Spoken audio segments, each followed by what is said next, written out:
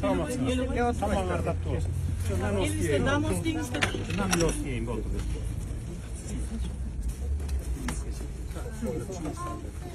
Qancha yıldan beri yaşatıyorsunuz bu yerda? 10 yıldan beri yaşıyorum. 10 yıldan beri. Kimden aldınız öyle yerdi? Algan bir invalidga bir jaran eкен. Мүмкүнчүлүгүм жок азыр салганга дегенден андан өз ара келишим менен алгам доверенность негизинде. Доверенность негизинде. Кызыл китеп менен сатып алдыңыз беле? Жок, кызыл китеп бул жакта эч кимде жок болчу анда. Телефон өчүрүп болду. Анан кандай алгансыз? Жөн эле тиги кызыл китеби жок эле жерди алып алгансыз? Ооба, кызыл китеби жок, могу жердин баардыгы эле ошо мен сыяктуу эле доверенность менен алынган. Анан бул сиздин чыгарган кийинки чыгарган мыйзамыңызда 1-апрелде чыгарган жер мунапысы жөнүндө чыгарган мыйзамыңыздын негизинде мен акимиятка кайрылып ошол боюнча ошол сиздин чыгарган мыйзамыңыздын негизинде жаза алып келаткан бул жер. Тигилердикини эмнеге бузбайт, эмнеге сиздикин бузуп салды?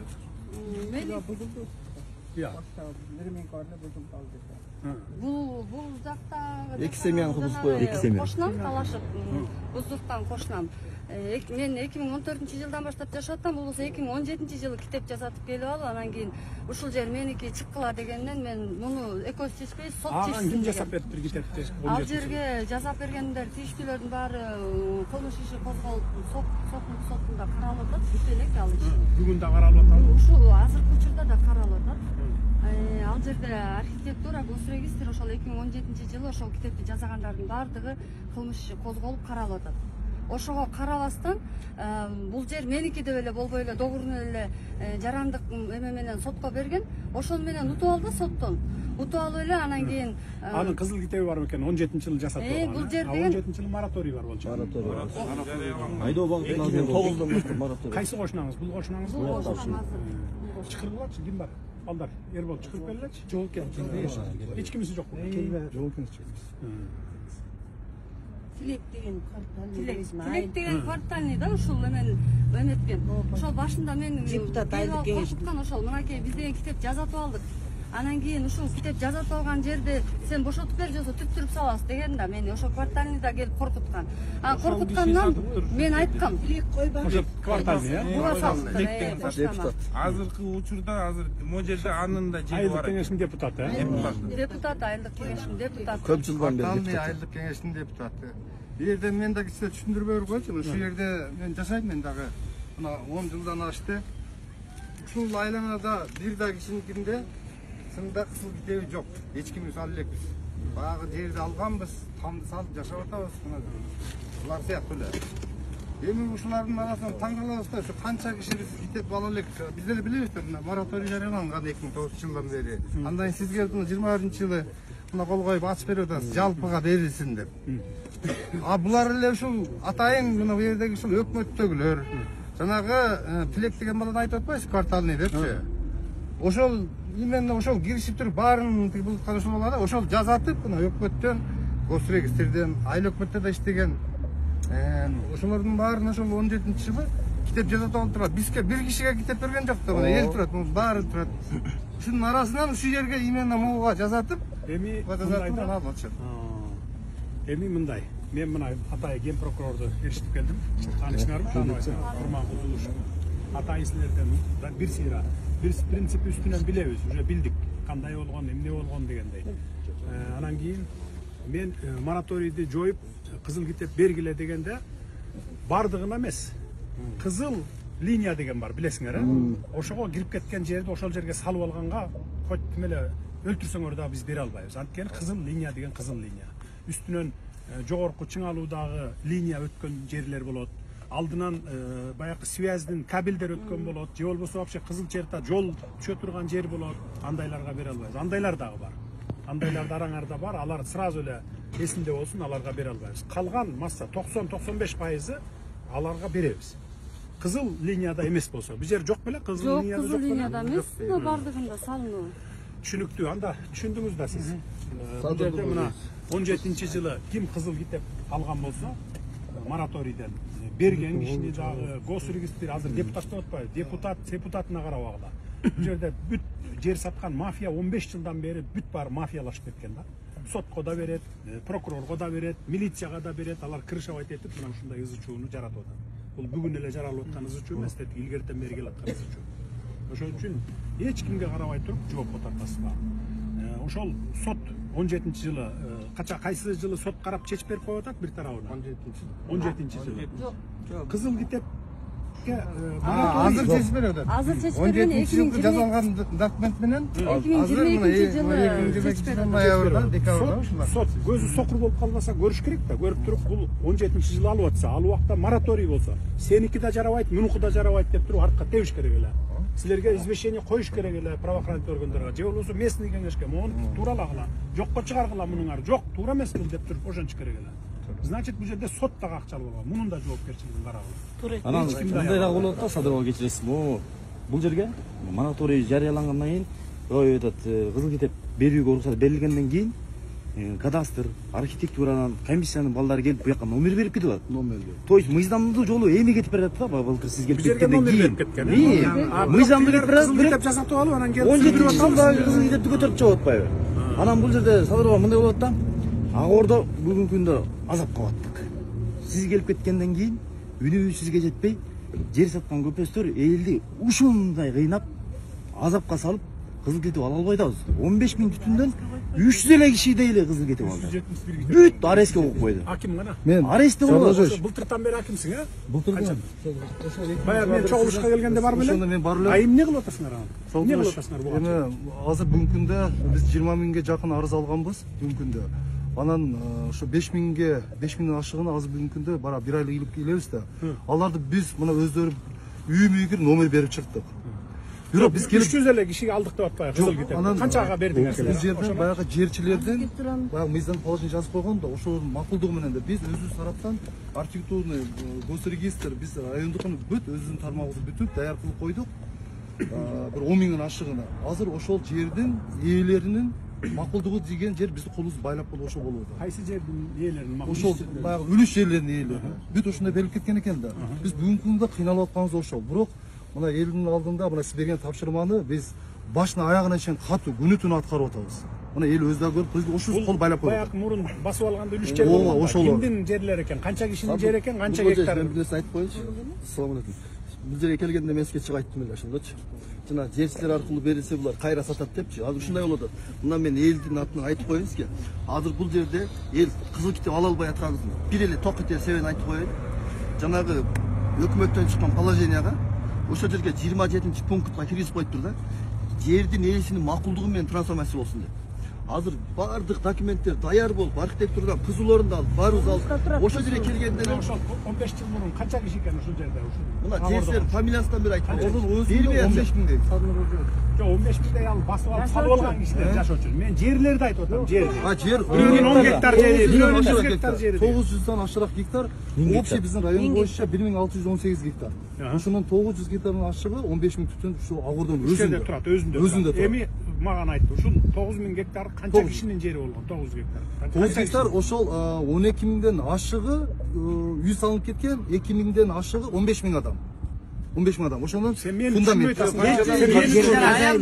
Канча хозяин болгон ушул жерде? 85 адамдай. 85 адам. Буларды биз муну айтып, булар менен жолуктурдум да. Аларды чакырдык, бетме-бет отурдук. Анан кийин айттык, мына жерлерди мына силер ушуну алыпсыңар, эми сатыпсыңар, эми бергиле. Мына бүгүнкү күндө токтоп турлар. Ошол убакта ошол 85 киши сатты беле ошол жерин. Басып алдың, значит болду, акча төлө деп акчаларын алганбы, алган эмес? алган эми саткан. Бардыгына сатып алган. Бир да киши захват жок. Баары бүт сатып алган. Алар мындай кылып сатып алды.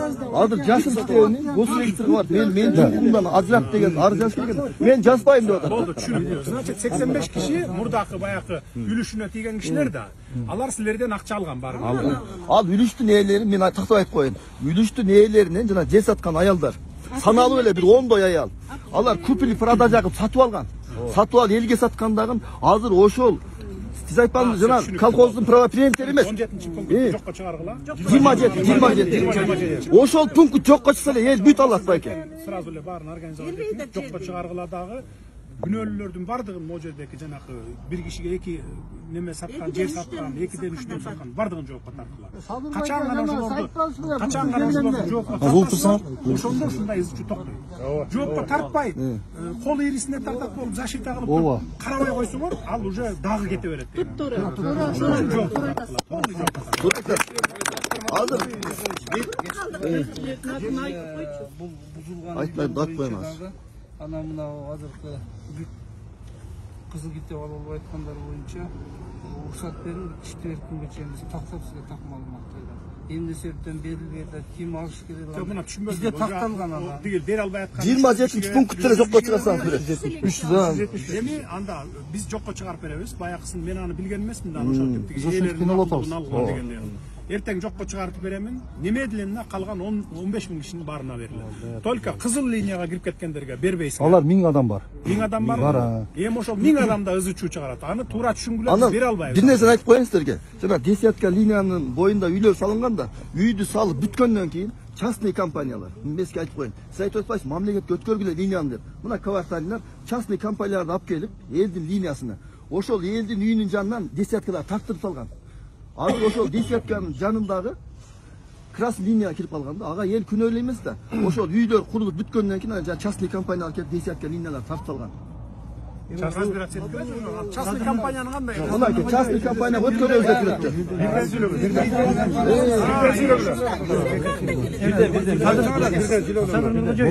Азыр жанагы десятканы алып, бул высокий эмес, десятканын алдында. Биз багы сиз өзүңүз келип кеткенден кийин жолду салуу боюнча жолду кеңейтиш керек болгондо, биз эми ошол калган биягында үйлөр туруп калган. Бирок жол салыш үчүн биз ошол линияларды мына үй тарапка жылдырдык жолго. Ал эми ал жерде азыр биз мындай десятка өтүп атат. Ал жерди бияка жылдырайлык десек, жолго чыгып кетет. Бияка жылдырайлык десек, ар бир менчиктин үйүнө кирип кетет. Ошон үчүн жерибиз болгон жерине коюлган бул нерсечи. Муну эл баягы неме чыгы элек кезинде эл өзү жок, оң тарабын под бизнес деп сатып бергенде жол местасын кезинде ошондой кылып койгонбуз. Бүгүн азыр ошол күндө жана 1000 деген киши именно ошол десятканын алдында турат. Эми ал азыр десятканы жок кылалык десек, анда светтен кургала турганбыз. Бияка жылдыралык десек, жолдобуз. Биягына киргизелик десек, үйлөргө кирип кетип атат. Ушул дагы бизди алдан тупикке такып атат, жана 1200 адамдын айласын кетип турганда ушул болуп атат да. Эми десятканы башка жактан алып кетелик, башка жакка коелук десек, кое турган башка жеринде жер жок. Банкини бар биритип мондай. Биз аны Минэнергияга бул кайра кылганда биз айттык, эми буну Минэнергия чечип берет деп. Минэнергия айтты, алар положениялар барбы? Ушул астына түшүп канча? Эгер бергиле, эгер рұқсат берсеңер, биз аны чечим чыгарып беребиз деп аларга жөнөткөнбүз. Эми алар чечпесе биз чече албайт экенбиз. Минэнергия боюнча биз текшергенбиз, маалыматты мен берейин сизге. Баягында сиз тапшырганда бүт текшерип чыкканбыз, азыр мен эсимде жок да. Ушул красный линиялар боюнча бүт ар бир үйдү карап чыкканбыз. Сиз мага барсаңыз да керек элечи, Анан окуткан отам да. мен Кумагул Токторовичтин балдагыңыз келип текшерип алды. Барды. Эл абонент болуп акча төлөп аткандан кийин ошол десятканы сипка белгилери тартып койсо болот да. жок, балансыга өткөрбөй атпайбы? Мисалы Север Электро келип атат, рахмат. Президенттин тапшырмасы менен бул жак элдин мен айтып берейин. Бул жакты 25 миң жолу эл тартканбыз да, элдин менчиги да. Анан ушуну Север Электро келип, Энергия холд начальниги да келди. Президенттин тапшырмасы мамлекетке алалы десе, кээ бир кварталдар бербей атышат. Анан мындай туртуңуз эми. Анан экинчиден Садыр Нуркожоевич бир айтып коеюн, жолду да мен сизден суранган элем, элдин атынан рахмат, асфальт жолубуз түштү. Анан ушул эки чекесиндеги тротуарны азыркыга чейин бүтүрбөй, азыр көп берсең болот. Топурактарын таштап, кайдагы бир подрядчик фирмаларга мынакей 1 жылдан ашты элге недопусту, же тротуар жок. Анан мен баса элеп коеюн, десятка боюнча. Могу оң тарабындагы мурдагы ошол жерчилер менен кварталны аралаштырып, жол болуп аткан местен под бизнес деп сатып берген. Азыр көрсөңүздөр болот. Себеби ошол под бизнес жерден десятканы качырып туруп, булар элдин чекесине тартып салган. Буну катуу көзөмөлгө алсаңыздар болот. Анан сен эң биринчи суранарыбыз элдин азыр ушу көйгөй жетип бүткөн эле көйгөй жана 27-пункт жокко чыгарып берсеңдер, эртеден баштап бүт даяр алабыз кызыл китепте. Ошо жана под бизнес деп саткан жерди карагылачы, карап туруп, действительно ошо жигит айтып аткандай болсо, кайра наоборот тиягынан эме алабыз. Урматтуу кадрлар, Могу жер эч кимдин менчиги болбойт. Биз сүрдүрүп салган кишини чакырсак келбей атпайбыз, жок экен деп. Анын да менчигин өткөзүп, тескерисинче жоопко тартасыз аны. Эмне үчүн мораторий убакта жасатып алган, подделка документ. Ким жасап берди? Алардын баарын сот ошо жоопкерчилигин карагыла соттун. Эмне үчүн сен көрүп туруп ушуларга бир жагына чечип берип атасың? Экөөнү тең анын үйрөтөч керек эле. Кызыл китепти дагы кайра артка айдап коюш керек. Сот карап атат да, көрүп атат. Ал билет да законду. Сурана 27-пункт жокко чыгарып бериңиз. Ошол тосуп атат. Азыр бузулган yok. Биз баягы сунуш бергенбиз да. Ушул баягы положение мыйзамга кайсы сунуш бергенбиз. Ошол тезирээк бүтүрүш үчүн аяка чейин бизге жеткиз ошондо карап берсеңиз. Мен азыр айтамын, силер эртең менен баргыла дагы өзгөртүү киргизип туруп, изменение киргизип. 27-пунктты жокко чыгарып беребиз. Немедленно бүт баарына кызыл китеп бергиле. А красный линия боюнча шашпай чечебиз. Аны бербей тургула. Биз сунуш бергенбиз. Если керек болсо, неме бергиле аларга? Тех паспорт берип тургула үйүнө жөн гана, кызыл китеп эмес. Мындай временно пока под вопросом болуп турсун. Андан кийин маселе чечилгенден кийин аны чечебиз. Кызыл линияларга бербей. Мектеп боюнча баарына бергиле. Мектеп боюнча, мектеп боюнча салабыз мектептин аягына чыгып.